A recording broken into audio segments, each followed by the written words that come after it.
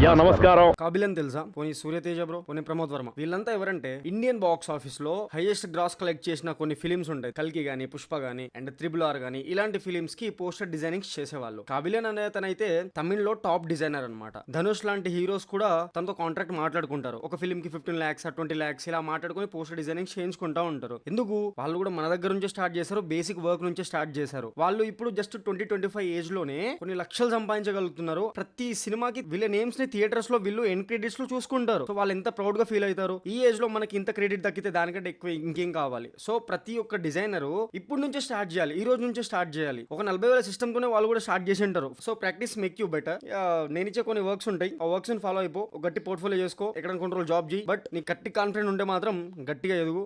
వీళ్ళలా తయారవ్వాలంటే మనకు basic support అయినా ఉండాలి కదా. ఆ సపోర్ట్ ఏదో నేను ఇస్తాను. ఫోటోషాప్ నేర్పిస్తాను. 1799 లో మాత్రమే నేను లైఫ్ ని చేంజ్ చేస్తాను. ఫోటోషాప్ అని కామెంట్ చేయి, మిగతా అంతా నేను చూసుకుంటాను. ఇంకా ఇంట్రెస్ట్ ఉంటే నాకు ఒకసారి వచ్చి DM చేయి. ఇలాంటి గ్రాఫిక్ డిజైనింగ్ కంటెంట్ కోసం ఫాలో కూడా చెప్తా.